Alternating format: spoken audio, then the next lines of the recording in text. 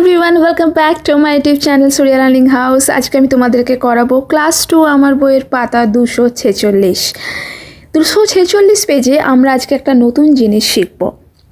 আমরা কখনো বলি যে আমরা ভাত খাই, কখনো বলি আমরা ভাত খেয়েছিলাম, কখনো বলি আমরা ফুটবল খেলি, আবার কখনো বা বলে থাকি আমরা ফুটবল খেলেছিলাম।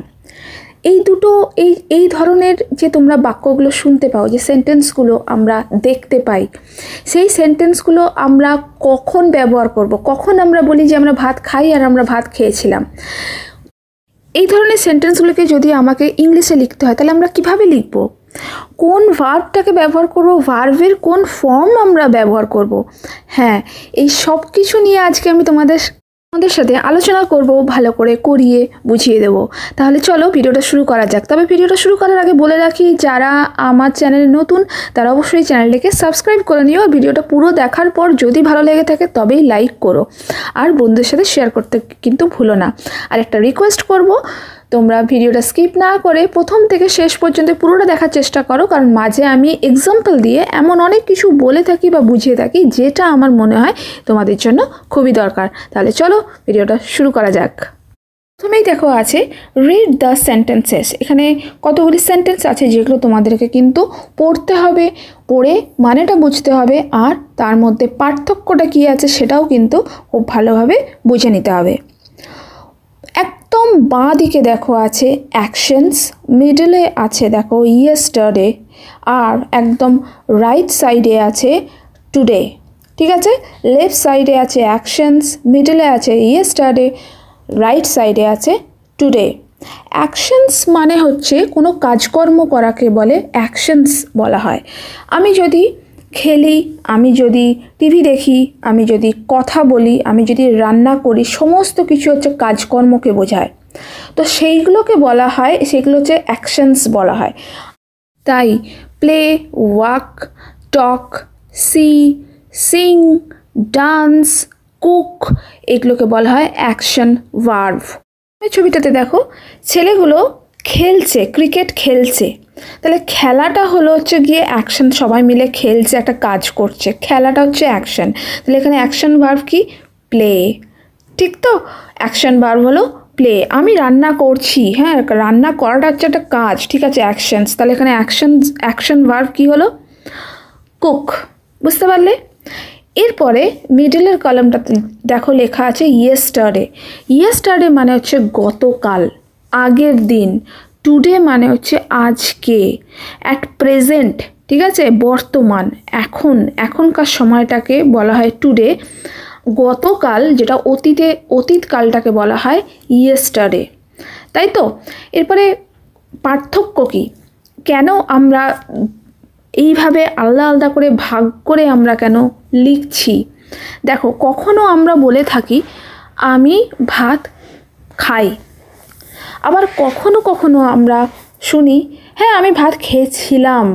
তাহলে বাংলার মধ্যেও তো দুটো সেন্টেন্সের মধ্যে পার্থক্য আছে, আমি ভাত খাই আর আমি ভাত খেয়েছিলাম। আমি ভাত খাইটা হচ্ছে প্রেজেন্ট টেন্সে, তার মানে কি বর্তমানে, আর ভাত খেয়েছিলাম মানে ওটা অলরেডি কাজটা আমার হয়ে গেছে, আমি খেয়ে ফেলেছি। তো যে জিনিসটা অলরেডি আমার কাজটা কমপ্লিট হয়ে গেছে, আমার শেষ হয়ে গেছে, সেই সমস্ত কাজগুলো হচ্ছে যে গিয়ে কার আন্ডারে পড়বে? ইয়েস্টারডে মানে পাস্ট টেন্সের আন্ডারে। ঠিক আছে, তো পাস্ট টেন্সের আন্ডারে যখন পড়ছে, তার মানে দুটো সেন্টেন্সের মধ্যে কি করে বুঝবো, কোন জিনিসটা দেখে বুঝবো যে এটা পাস্ট টেন্সের আন্ডারে পড়ছে নাকি এটা প্রেজেন্ট টেন্সের আন্ডারে পড়ছে? প্রেজেন্ট টেন্সের আন্ডারে কোনগুলো? যেগুলো আজকের কাজ, টুডের কাজ। ঠিক আছে, এখন আমি খাই, ঠিক আছে, কিন্তু আমি যদি বলি যে আমি খেয়েছিলাম মানে আমার হয়ে গেছে, সেইটা বাংলাতে তো বুঝতে কোনো অসুবিধা হয় না, কিন্তু ইংলিশে দেখলে আমরা কি করে বুঝবো? সেন্টেন্সের ভার্বটা দেখলে বুঝবো। ঠিক আছে, সেন্টেন্সের যে ভার্বটা যেটা আছে, যেটা অ্যাকশন ভার্বটা আছে, তার ফর্মটা দেখে আমরা বুঝতে পারবো যে এটা পাস্ট টেন্সে কাজটা হয়েছে নাকি প্রেজেন্ট টেন্সে কাজটা হয়েছে, এটা টুডেতে কাজটা হচ্ছে নাকি ইয়েস্টারডে কাজটা হয়ে গেছে। ঠিক আছে, বইয়ের এক্সাম্পলটা দেখো। প্রথমে লেখা আছে আই প্লেড ক্রিকেট, এটা যে ইয়েস্টারডেতে লেখা আছে, আর টুডেতে কি লেখা আছে, আই প্লে ক্রিকেট। তাহলে এখানে মেন ভার্ব যেটা সেটা হলো প্লে, মানে ছবিটা দেখে আমরা বুঝতে পারছি ছেলেগুলো ক্রিকেট খেলছে, খেলা, ঠিক আছে, খেলাটা হচ্ছে মেন ভার্ব। তাহলে প্লে, PLAY, প্লেটা হচ্ছে মেন ভার্ব। যখন আমরা প্রেজেন্ট টেন্সে টুডেতে আমরা যখন ভার্বটাকে ব্যবহার করি তখন ভার্বটা যেমন আছে আমরা সেটাকেই ব্যবহার করি প্লে, ঠিক আছে।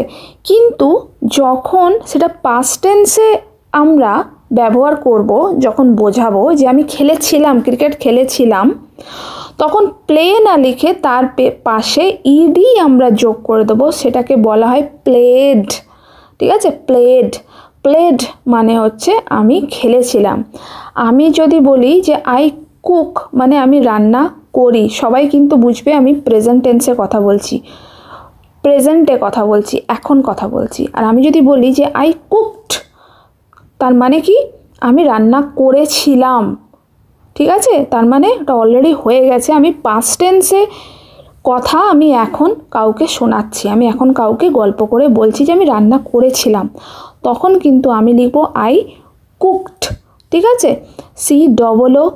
COOKED, ইডিটা মেন ভার্বের পাশে বসালে তখন সেটা হয়ে যায় পাস্ট টেন্সের ফর্ম, ঠিক আছে। Play, played. সেকেন্ডের এক্সাম্পলটা দেখো কি লেখা আছে, we enjoyed our football match. এখানে ফুটবল ম্যাচ হচ্ছে আমরা দেখতে গেছি।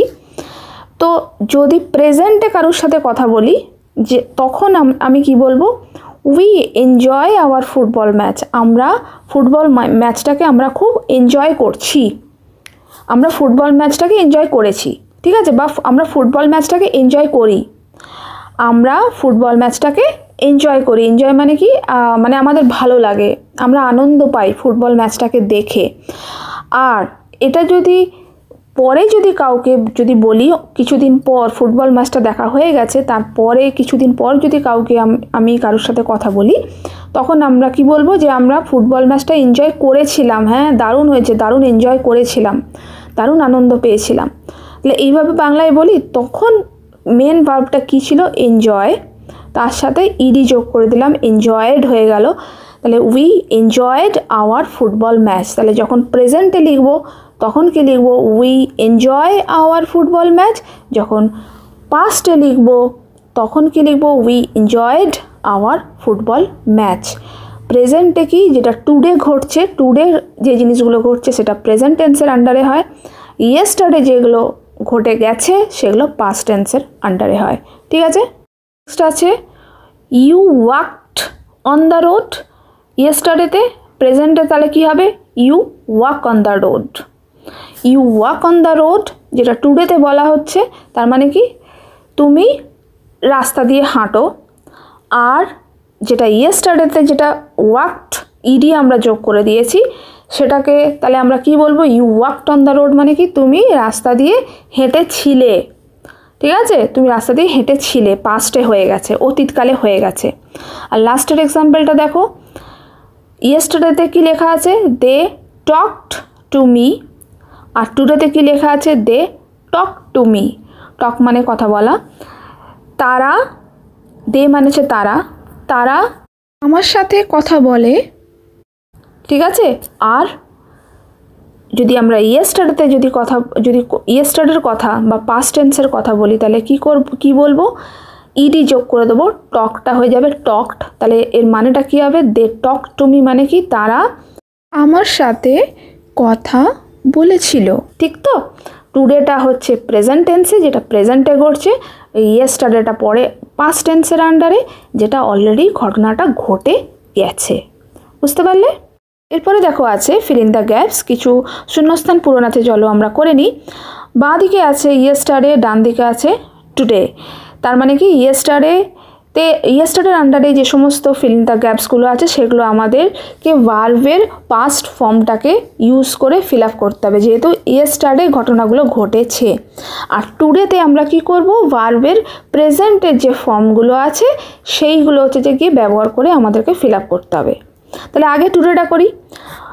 নাম্বার 1-এ দেখো করে দিয়েছে, আই হেল্প আ ম্যান আমি মানুষকে সাহায্য করি, ঠিক আছে। আর ইয়েস্টারডেতে সেটাই কি হবে, আমি helped a man, ED just যোগ হয়ে যাবে মেন ভার্বের সাথে, মেন ভার্বের পেছনে, আমি একজন মানুষকে সাহায্য করেছিলাম। এরপরে নাম্বার 2তে দেখো টুডের আন্ডারে কি আছে, we start for the market. এর মানে হলো যে আমরা বাজারের উদ্দেশ্যে রওনা হচ্ছি, ঠিক আছে, বা বাজারের উদ্দেশ্যে আমরা যাত্রা শুরু করছি। স্টার্ট ফর দ্য মার্কেট কথাটা এই অর্থে ব্যবহার হয়, কিন্তু এর মানে এটা নয় যে আমরা কোনো বাজার শুরু করছি সেটা নয়। হ্যাঁ, তো তার মানে কি আমরা বাজারের উদ্দেশ্যে রওনা হই। We start for the market মানে হচ্ছে আমরা বাজারের উদ্দেশ্যে রওনা হই। এইটাই যদি আমরা ইয়েস্টারডে মানে পাস্ট টেন্সে যদি আমরা বলি তাহলে আমরা কি বলবো, ইডি জাস্ট যোগ করে দেবে মেন ভার্বের সাথে, স্টার্টেড, STARTED, স্টার্টেড মানে আমরা রওনা হয়েছিলাম, আমরা বাজারের উদ্দেশ্যে রওনা হয়েছিলাম, আমরা বাজারের উদ্দেশ্যে যাত্রা শুরু করেছিলাম, ঠিক আছে। এরপরে নাম্বার 3তে দেখো ইয়েস্টারডের আন্ডারে কি আছে, you worked very hard, you worked, ইডিটা বাদ দিয়ে মেন ভার্বটা কি ওয়ার্ক, যেহেতু পাস্ট টেন্সে আছে, ইয়েস্টারডেতে আছে, ইয়েস্টারডের কথা বলা হচ্ছে, তাই এখানে আমরা ইডিটা যোগ করেছি। ইউ ওয়ার্কড ভেরি হার্ড মানে হচ্ছে যে কি তুমি কঠোর পরিশ্রম করেছিলে। তাহলে এটাকে যদি টুডেতে লিখি জাস্ট ইডিটা আমরা বাদ দিয়ে দেবো, তাহলে কি হবে, ইউ ওয়ার্ক ভেরি হার্ড, তুমি কঠোর পরিশ্রম করো, ঠিক আছে। নাম্বার 4টা দেখো, ইয়েস্টারডের আন্ডারেও কিছু লেখা নেই, টুডের আন্ডারেও কিন্তু কিছু লেখা নেই, তোমাদেরকে কিন্তু সেন্টেন্সটা পড়ে অ্যাপ্রোপ্রিয়েট ওয়ার্ডটা কিন্তু বসাতে হবে। দে ড্যাশ ইন জয়, আমি টুডের আন্ডারেরটা পড়ছি, দে ড্যাশ ইন জয়, জয় মানে হলো আনন্দ। তাহলে আমাদের যখন খুব আনন্দ হয় তখন আইদার আমরা খুব জোর চেঁচিয়ে উঠি, কোথাও আমরা কোনো খেলাতে জিতলাম, আমাদের খুব আনন্দ হলো, আমরা খুব জোর চেঁচাই, বা অনেক সময় তো দেখা যায় আমাদের চোখ দিয়ে জল বেরিয়ে যায়। যাই হোক না কেন, যেটা তোমাদের অ্যাপ্রোপ্রিয়েট মনে হয় তোমরা সেটাই লিখবে। তাহলে দে আমরা লিখতে পারি ক্রাই ইন জয়, ক্রাই মানে কি কাঁদা, CRY, বা আমরা এটাও লিখতে পারি they shout in joy, shout মানে হচ্ছে চিৎকার করা, তার স্পেলিংটা হলো SOUT, শাউট কখনো লিখবে না চিৎকার করার ক্ষেত্রে, তার মিনিংটা পুরো চেঞ্জ হয়ে যায়, সেটা সম্পূর্ণ ভুল।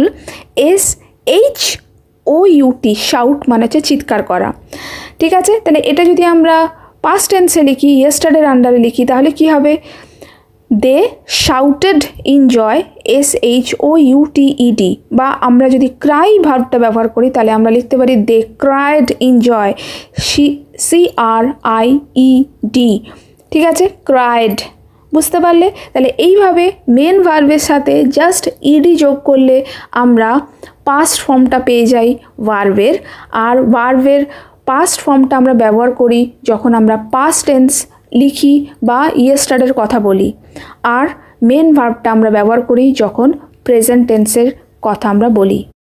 আজকের ভিডিওটা আমার এই পর্যন্তই। আমার ভিডিওটা তোমাদের যদি কারোর ভালো লেগে থাকে তাহলে ভিডিওর তলা একটা লাইক করে দিও, আর বন্ধুদের সাথে শেয়ার করতে কিন্তু ভুলো না।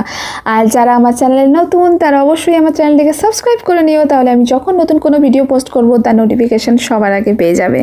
আর বুঝতে যদি তোমাদের কোথাও অসুবিধা হয়ে থাকে তাহলে আমার ভিডিওটা তোমরা বারবার দেখো, তাহলেই আমার মনে হয় তোমাদের সব ডাউট ক্লিয়ার হয়ে যাবে। তাহলে দেখা হবে আমার নেক্সট ভিডিওতে, and thank you so much for watching this video.